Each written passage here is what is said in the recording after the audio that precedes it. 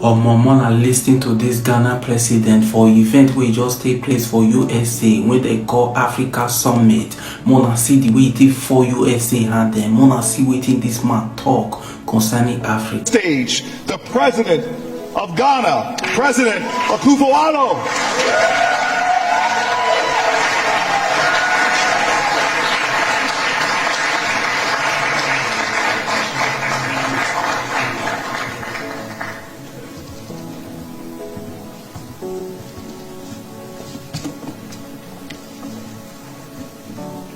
Madam Vice President, ladies and gentlemen,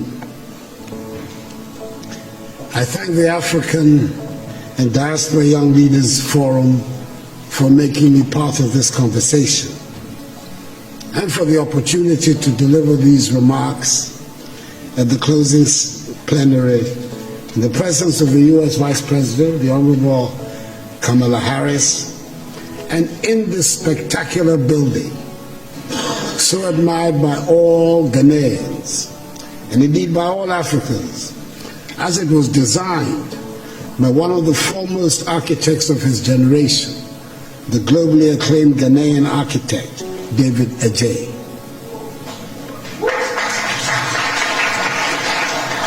The forum has chosen the most relevant theme of Africa's contemporary situation, a theme which sums up the essence of African aspirations, amplifying voices, building partnerships that work. I've stated it before, that it sometimes appears the words Africa and Africans have more resonance outside the continent than inside. When we are home on our continent, it always seems very important to assert that we are Ghanaians, Ivorians, Kenyans, Nigerians, Swazis, Senegalese, Rwandans, South Africans, and Zambians. Then we find ourselves outside the continent, and then we discovered that to the outside world, there are no Ghanaians, there are no Senegalese, and there are no Tanzanians. There are only Africans, and we are all simply Africans. The lesson for me is clear. Our destinies are intricately linked with each other, and we're talking not only about those of us on the continent, but about the Africans in the diaspora as well. You can be an honors graduate from any of the top universities of this country. You can be a second or third generation American, and you can be in a well-paid job. If there's an outbreak of Ebola someplace on the African continent, you are an African. Anyone, everybody in the position of leadership in Africa today, thus has his or her work cut out. The urgent responsibility we face is to make our countries and our continent attractive for our peoples, to see them as places of opportunities. It means we must provide education, quality education and skills training.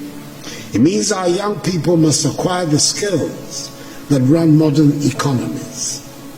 The impact of a successful Africa on the image and standing of Africans in the diaspora applies with equal force to the image and standing of her sons and daughters who go by the name African Americans, and indeed to all her kith and kin in the Americas and the Caribbean. There's a lot of room for your perspectives and energies back in Africa. History tells us of the positive impact of diasporic communities on the growth and development of countries through increased trade activities, rising investments, and the transfer of skills and knowledge. Take the case of China, for example.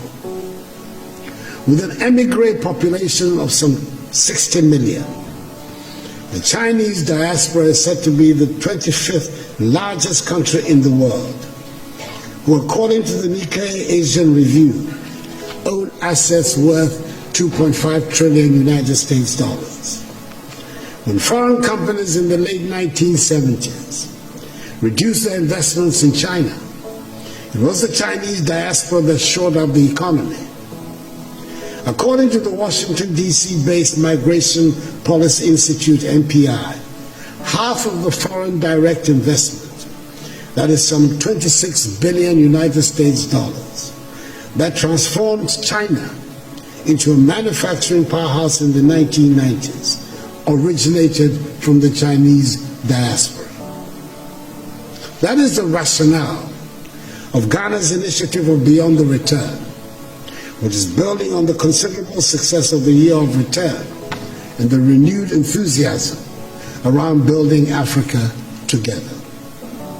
We must work to help change the African narrative, which has been characterized largely by a concentration on disease, hunger, poverty, and illegal mass migration.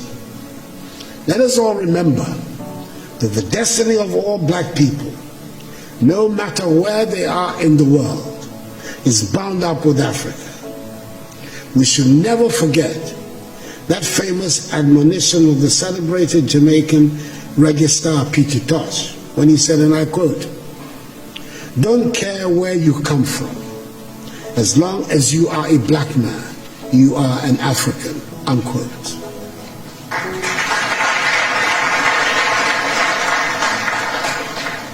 We must help make Africa the place for investment, progress, and prosperity, and not from where our youth flee in the hope of accessing the mirage of a better life in Europe, Asia, or the Americas. That is what the Beyond the Return seeks to do, so we can derive maximum dividends from our relations with the diaspora in mutually beneficial cooperation and as partners for shared growth and development. The second half of the 20th century witnessed a great blow for human progress and freedom when the African peoples, in the wake of Ghana's shining example, liberated themselves from the colonial and imperialist yoke and the racist ideology of apartheid and emerged as free, independent peoples to construct new nations of hope and advancement. The first half of the 21st century should consolidate this development and see the growth of modern, prosperous, technologically advanced nations within a united Africa, which would make a reality of the dream of the 21st century as the African century and bring dignity and respect to black people all over the world. We've done enough talking, and dare I say we've had enough conferences and workshops.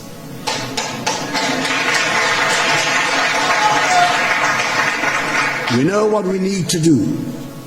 It is time just to do it. We've run out of excuses for the state of our continent. We have the manpower, we should have the political will.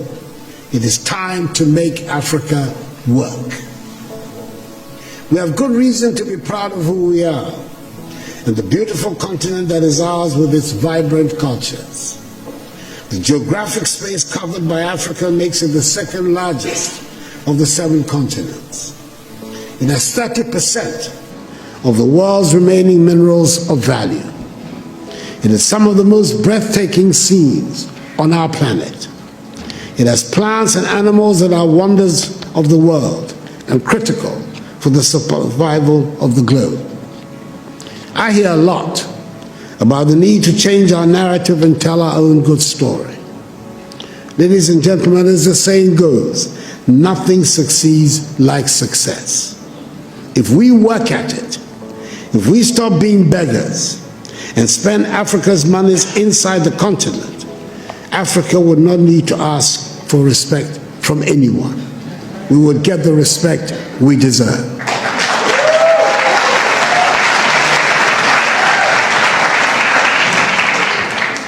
Over 30 years ago, one of America's most prestigious Ivy League universities offered a course in Mandarin, which for years had virtually no takers.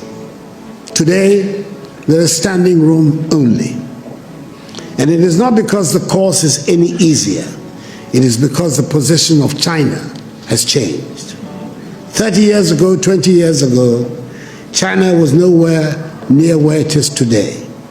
China does not ask for anyone for respect now. She does not need it. Let us make our continent the prosperous and joyful place it should be, and the respect would follow. I thank you for your attention.